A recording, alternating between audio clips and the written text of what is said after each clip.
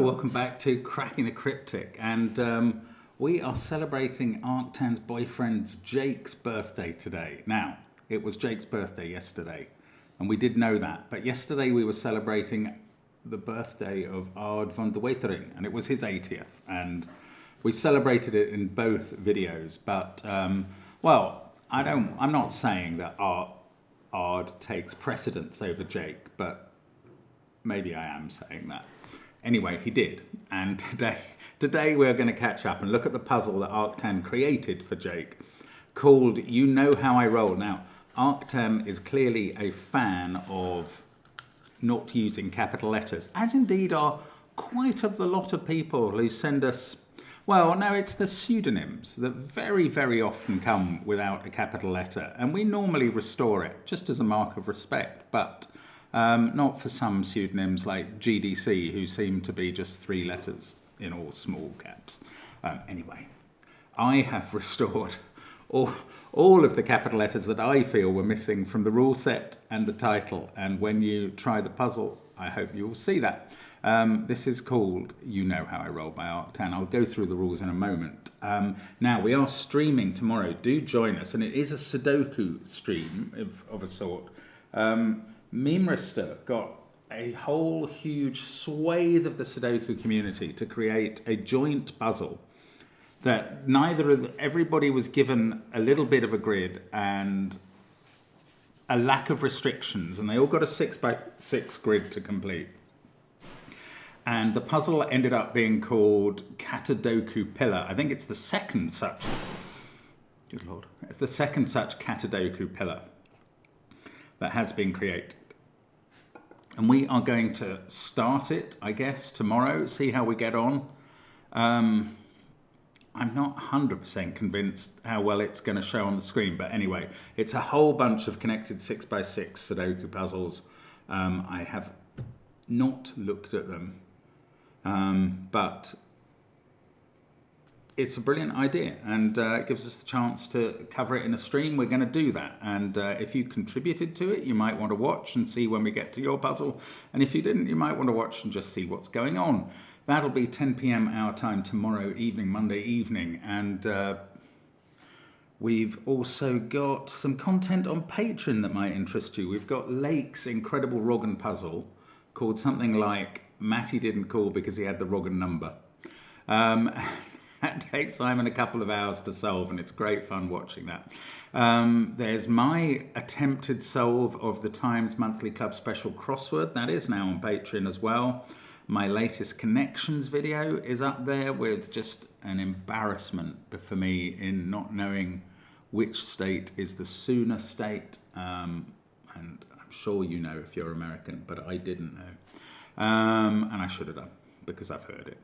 Anyway, that is on Patreon. There's loads of great content there. We do urge you to join our #1 puzzle club. And of course, there are our apps, and they feature fog puzzles now, like today's. This may be the first time I'm doing a fog puzzle, and can say that our Fog of War puzzle app is out there on all platforms. If you have either Android or an App Store version, then refresh it.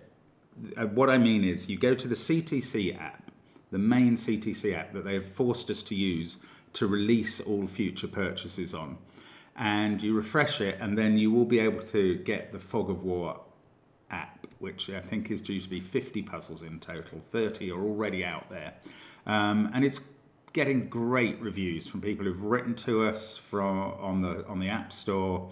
It's very popular. And we will probably see today, as we try and solve a fog puzzle, why Fog of War is such fun. Now, there is also, of course, our merchandise, like the fabulous Knowledge Bomb water bottle, and there's SVEN'S Sudoku Pad out on the links under the video. Do check them all out. The first link, however, is to You Know How I Roll by Arctan, and I'm going to have a go.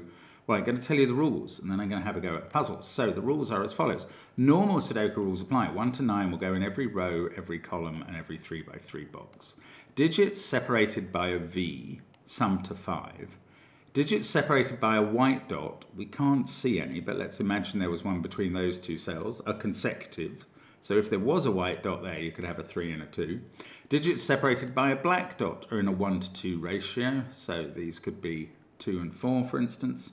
The grid is covered in fog, almost completely.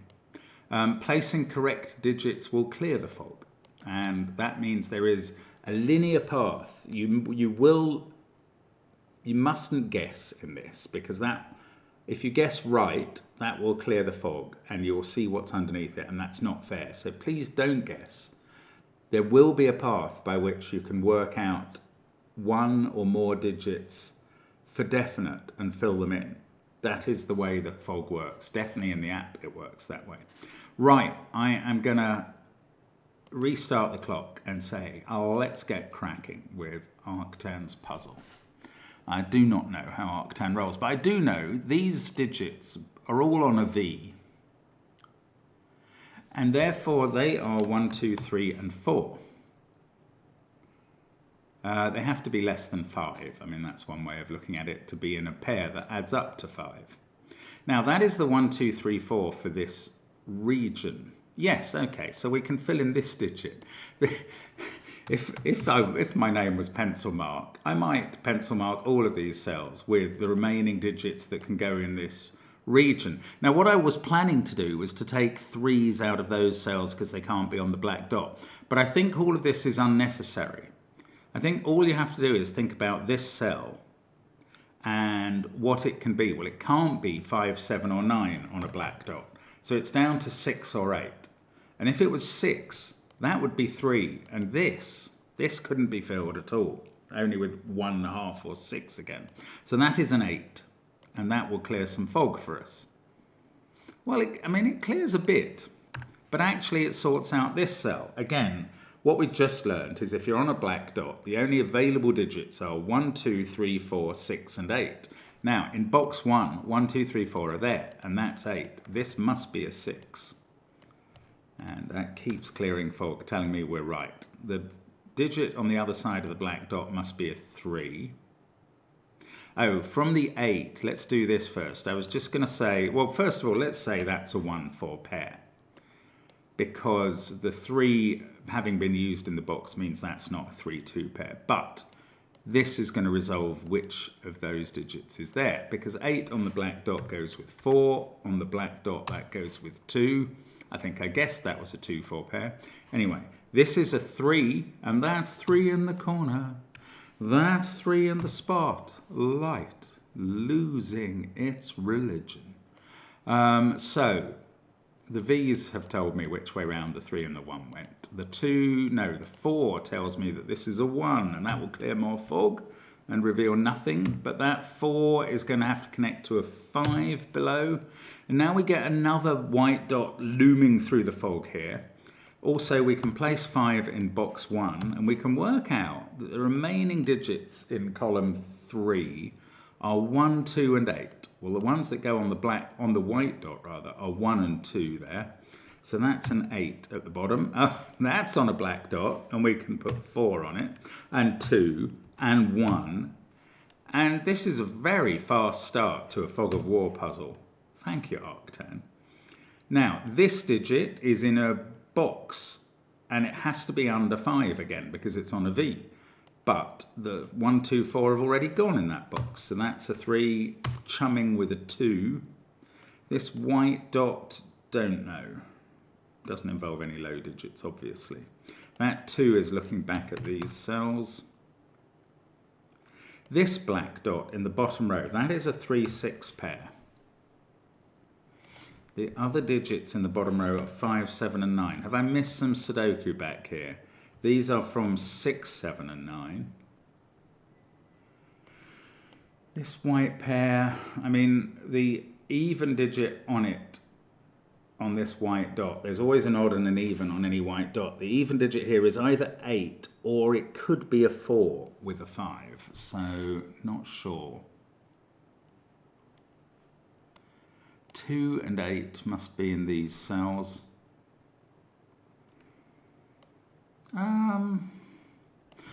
There's a 3 there and a 3 there, so we can place 3 in row 7. That's how we move on. Now, that is an odd digit, and there's a white dot being revealed in this corner. So this is an even one, but it's not 8. So I'm going to put 6 or 4 there. Then I'm going to say this can't be 9. And then I'm stuck again. No, hang on, it can't be 5 by Sudoku. So that's a 7. That must be 6.